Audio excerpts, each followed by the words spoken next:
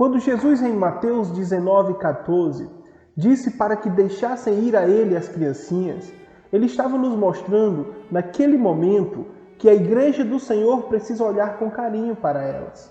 Crianças não são o futuro da igreja, crianças são a igreja do presente. E que maravilhoso presente Deus nos deu. Olhando para a narrativa bíblica, podemos ver que Deus, através de várias crianças, as preparou para um chamado muito especial. Porém, não podemos nos esquecer que o papel dos pais é fundamental para que esse chamado aflore em seu coração e o amor de Deus sobre todas as coisas cresça. Lembra de Moisés? Sua mãe fora chamada para ser a mãe de leite. Mesmo ele havendo crescido na corte do faraó e tendo todas as riquezas possíveis ao seu alcance, os ensinos de sua mãe perduraram. Pense comigo. Ela, enquanto amamentava, lhes ensinava sobre Deus e a história do seu povo. Isso foi suficiente para que ele se tornasse um instrumento poderoso nas mãos de Deus. O que dizer de Ana? Quando pequeno, consagrou seu próprio filho a Deus, entregando-o ao Senhor, onde ele cresceu servindo no templo e mais tarde se tornou juiz e um dos maiores profetas de Israel. Pais que amam verdadeiramente os seus filhos, criam eles para a eternidade. Muitas outras experiências nós temos à luz das Escrituras a respeito da relevância das crianças como instrumento nas mãos de Deus e crescendo em sua presença. Diante disso, somos sensíveis e conscientes em dizer que pais que amam seus filhos criam eles para a eternidade. A responsabilidade sagrada de doutrinar e despertar o amor ao Senhor em seus corações são inicialmente dos pais. E com o auxílio da igreja, formamos não só bons cidadãos nessa vida, como também herdeiros dos céus. Hoje, nosso culto haverá várias participações de nossas crianças, nossos pequenos irmãos em Cristo.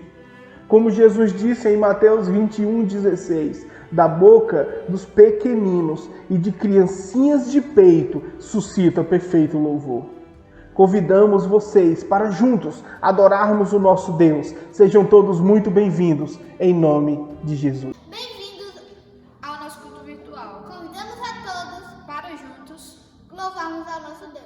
Tu és a minha luz, a minha salvação, e a ti me renderei. Se ao teu Padre estou, seguro em tua mão, eu nada temerei. Só em Ti confiarei, eu nada temerei. A frente eu irei, pois eu sei que é viver. E um dia eu vou parar no céu para não buscar, para sempre reinarás. Aleluia. A paz, irmãos, hoje eu vou deixar um Salmo 117 para vocês. Todos os povos devem louvar ao Senhor. Louvai ao Senhor, vós todos os gentios, louvai-o todos os povos, porque muito grande é a sua misericórdia para conosco e a fidelidade do Senhor subsiste para sempre. Aleluia. Amém. Então foi isso. Beijo, que Deus abençoe a vida de vocês. Tchau.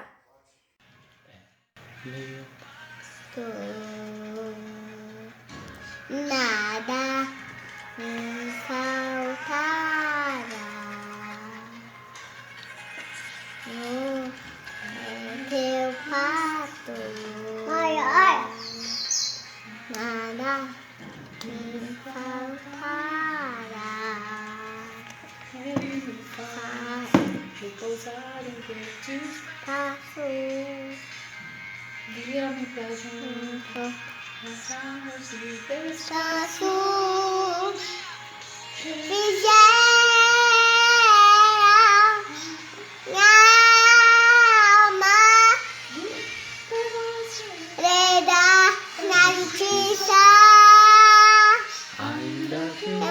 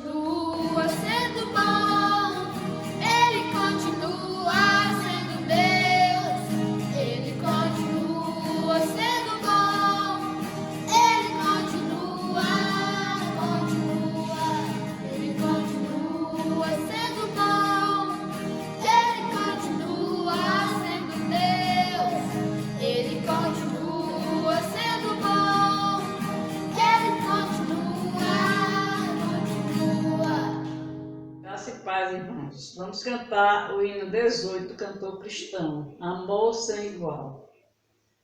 Oh, não tens ouvido do amor sem igual, do amor que teu Deus tem por ti, do amor que o levou a seu filho entregar, para os salvos levar para si. Ó, crê,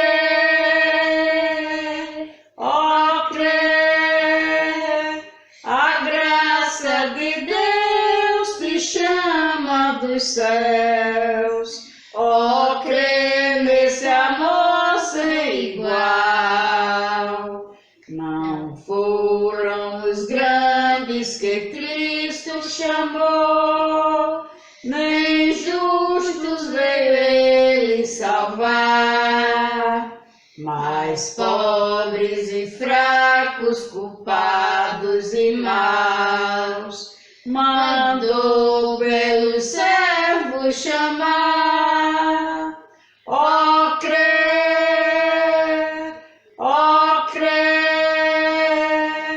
a graça de Deus te chama dos céus. Ó, crê nesse amor sem igual. O homem, porém, não podia chegar à santa presença de Deus, porque seus pecados, qual grande montão, vedavam-lhe a entrada nos céus. Ó, crê,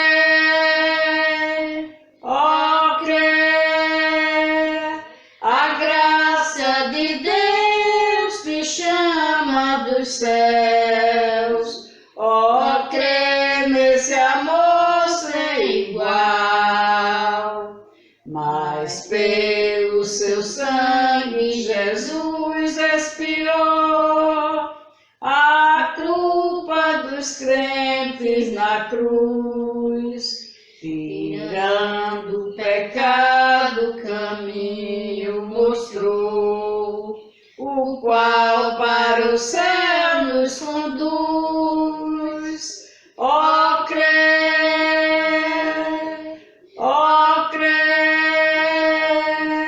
a graça de Deus te chama dos céus.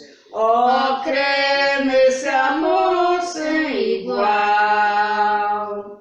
E tu, pecador, não desejas então o amor do teu Deus conhecer, por fé no Senhor como teu Salvador, irás alcançar tal prazer. Ó, crê,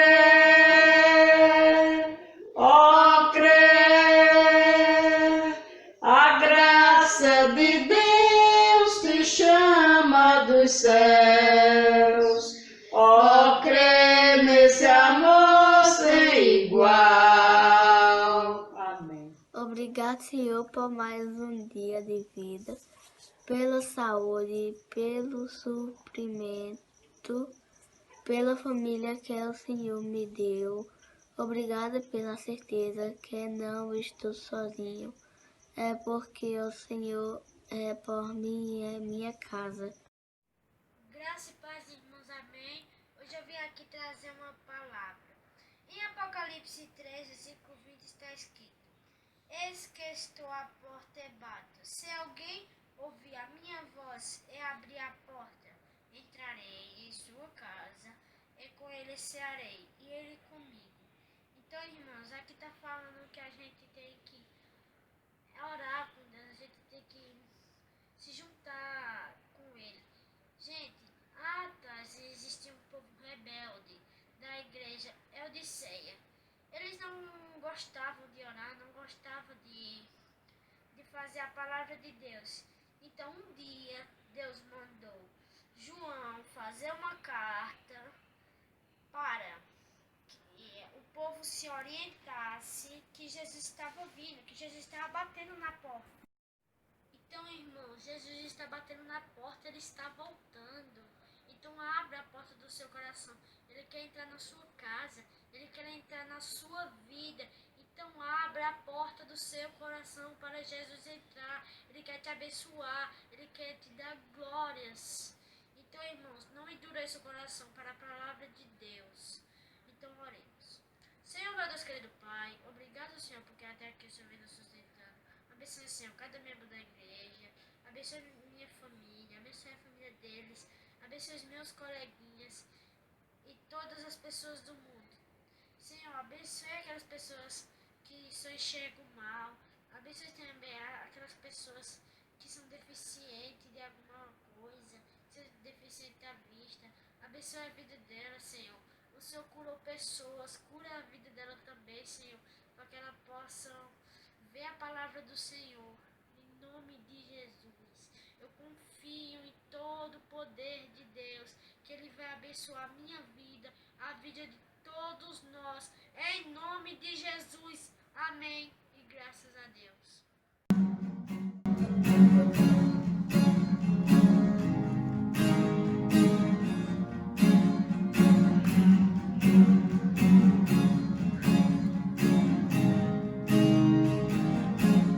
Nada vai me separar, mesmo se eu me abalar, teu amor não falha.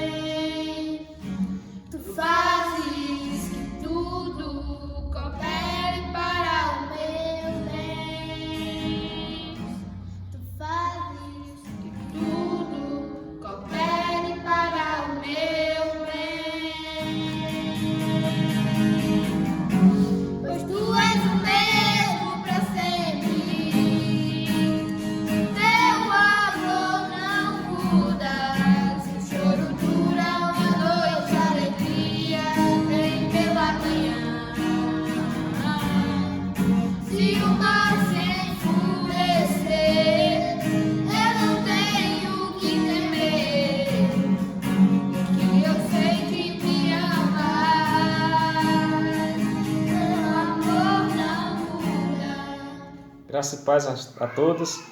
Eu estou com a minha Bíblia aberta no Evangelho segundo Marcos, no capítulo 14, a partir do versículo 32, onde nos vai relatar a respeito de Jesus Cristo no jardim do Getsemane.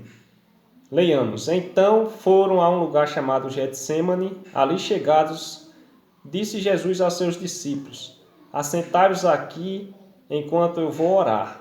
E levando consigo a Pedro, Tiago e João, começou a sentir-se tomado de pavor e de angústia. E lhes disse: a minha alma está profundamente triste até a morte. Ficai aqui e vigiai. E, adiantando-se um pouco, prostou-se em terra e orava para que, se possível, lhe fosse poupada aquela hora.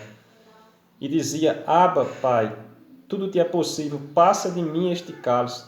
Contudo, não seja o que eu quero, e sim o que tu queres. Voltando, achou-os dormindo e disse a Pedro: Simão, tu dormes? Não pudeste vigiar nenhuma hora? Vigiai e orai, para que não entreis em tentação. O espírito, na verdade, está pronto, mas a carne é fraca. Retirando-se de novo, orou, repetindo as mesmas palavras. Voltando, achou-os outra vez dormindo, porque os seus olhos estavam pesados, e não sabia o que lhe responder.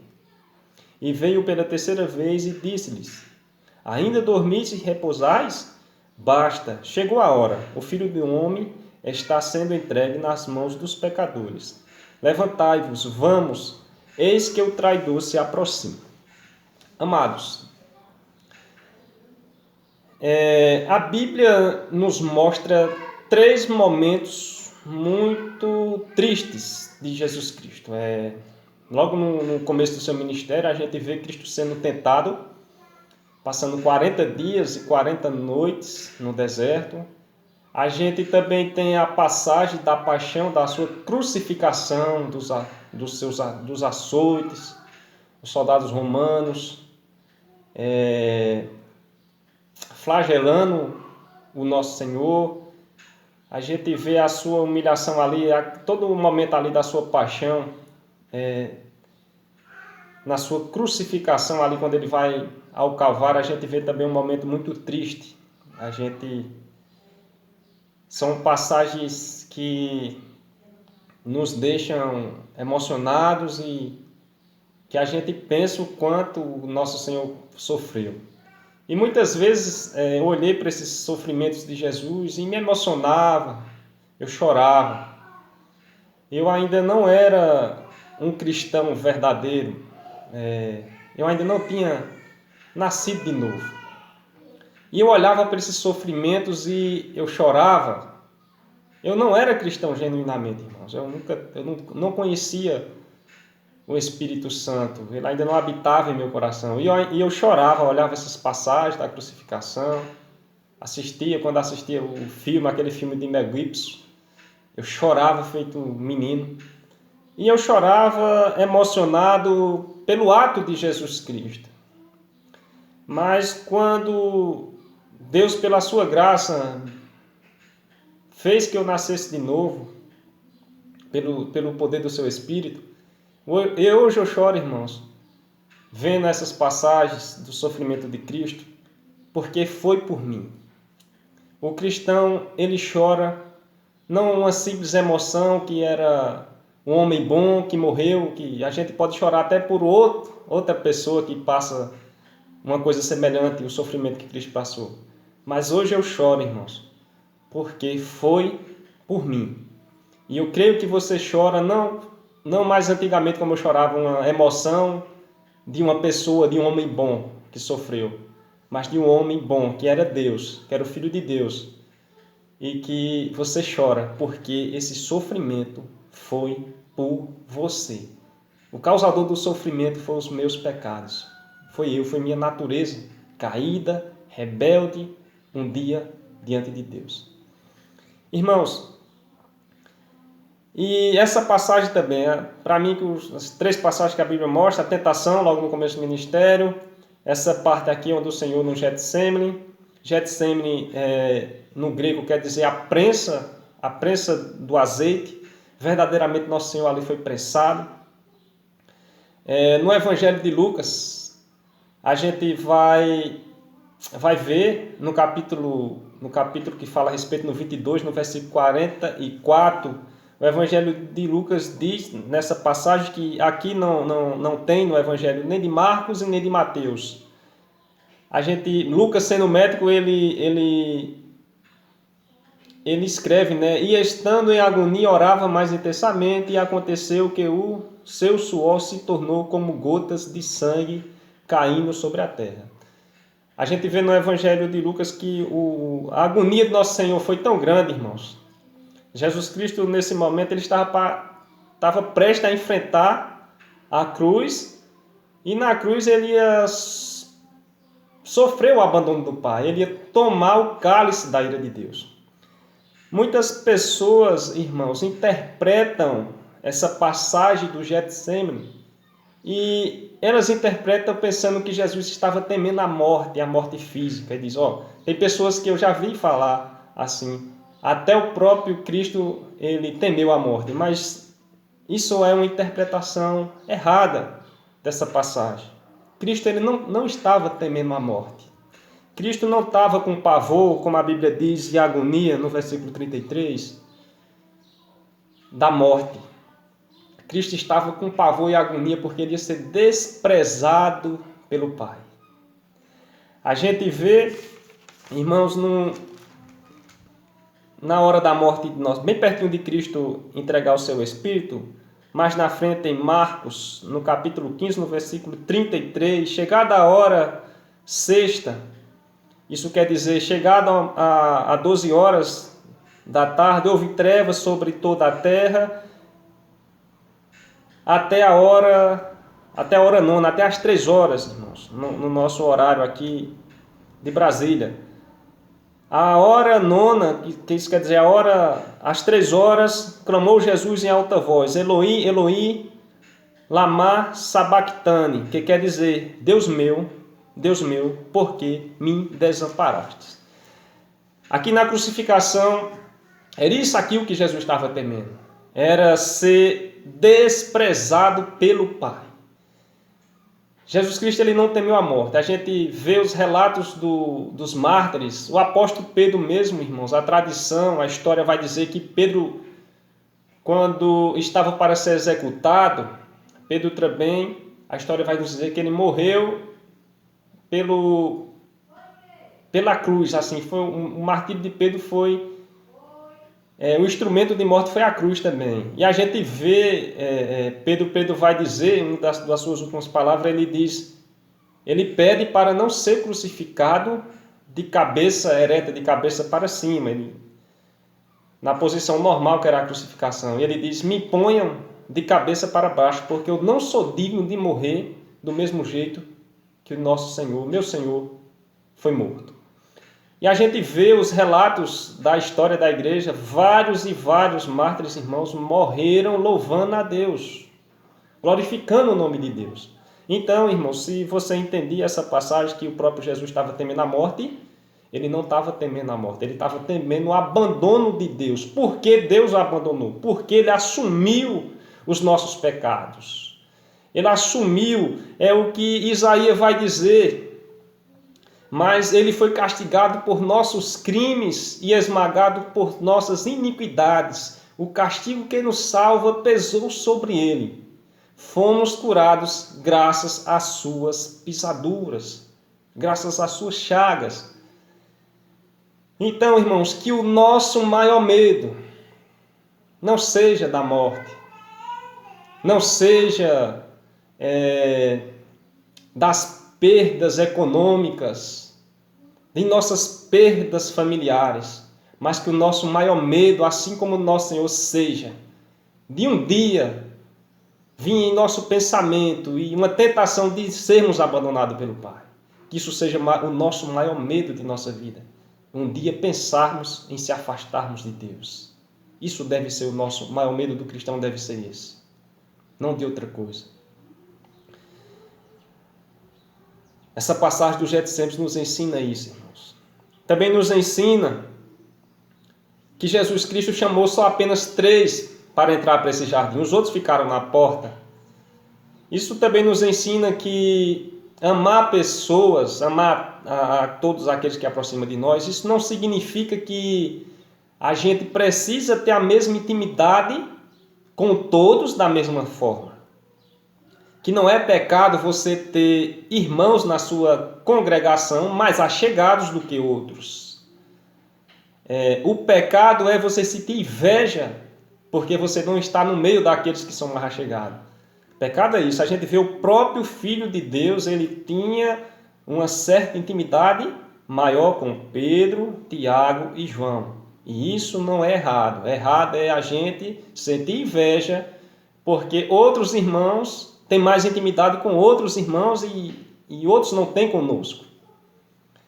E amar não é isso. Amar é diferente. Amar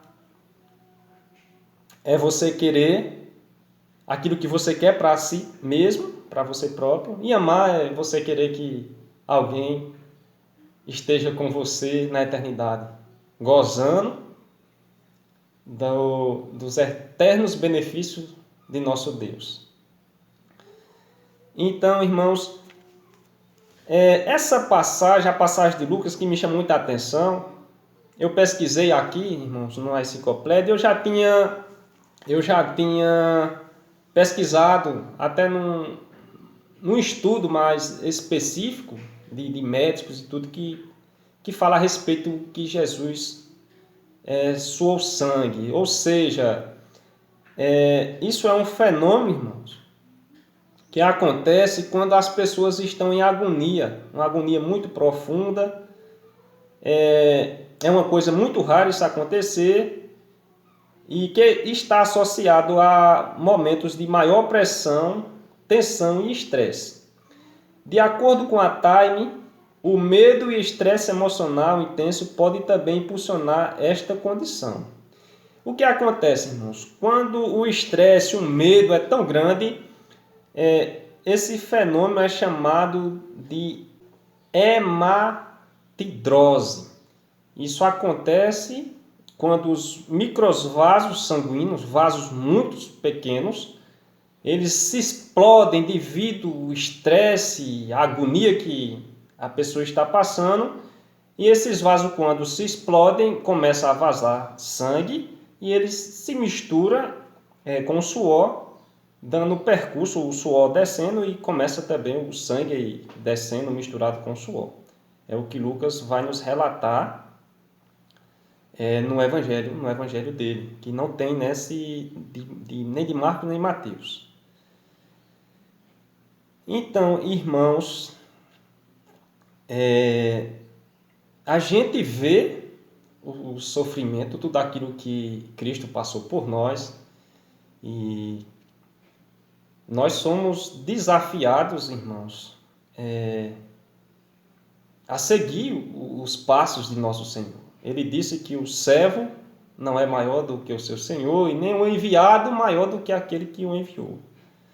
E antes de Jesus estar aqui no Getsemane, passando essa agonia tão grande, nosso Senhor tinha dado o exemplo, ele lavou os pés dos seus apóstolos, ele deu o exemplo na prática e ensinou a eles. E Jesus Cristo, ele nos chama para fazer isso. Isso não é uma opção, isso é um mandamento, seguir os seus passos. E então o Getsemane nos mostra que o próprio Filho de Deus, na sua humanidade, ele não optou pela sua vontade, mas ele disse que não seja feita a minha vontade, mas sim a tua, Pai. Isso nos mostra, irmãos, que quando nós somos salvos por Jesus Cristo, nós não temos mais a nossa vontade, e graças a Deus que nós não temos mais a nossa vontade. Isso nos mostra, irmãos, que o próprio Filho de Deus se submeteu à vontade do Pai. Quem somos nós para não se submeter à vontade dele, irmãos? De nosso Senhor. Que a gente olhe, por exemplo, o nosso Senhor. E a gente tem os nossos desejos, a gente tem as nossas vontades, mas que ela tem que ser subjugada pela vontade que Deus tem para a nossa vida. E é coisa muito ruim, irmãos, quando a gente não sabe o que Deus tem para a nossa vida. Qual é a vontade de Deus para a sua vida. E só pedindo a misericórdia dele para a gente saber o que realmente Deus quer de nós. E a gente se dispõe a fazer a sua vontade.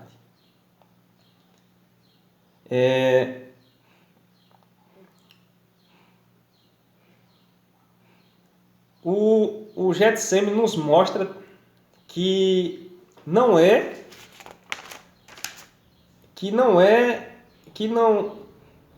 devemos fazer só aquilo que nos achamos confortáveis. Nós não devemos fazer só aquilo que gostamos, mas que devemos fazer aquilo que é necessário.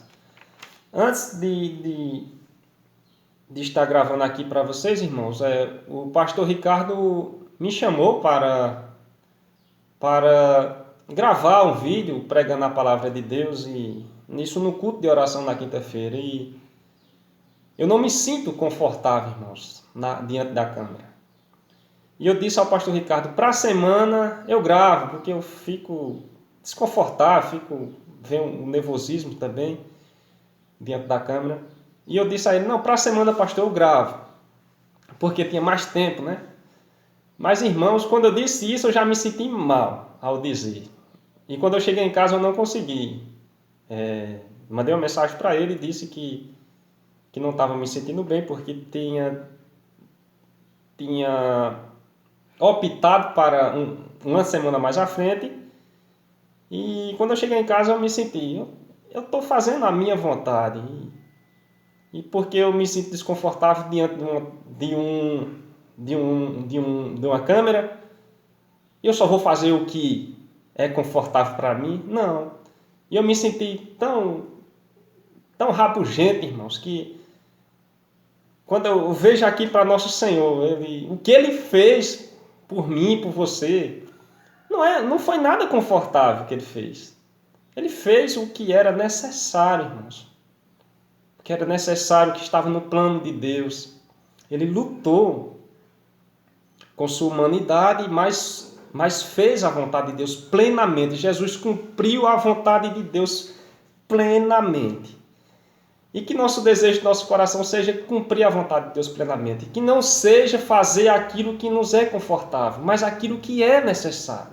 Irmãos, muitas vezes eu vou escovar os dentes à noite e eu não estou com vontade de escovar os dentes, mas eu sei que é necessário, senão vai ocasionar placas ou vai ajudar a criar mais cáries.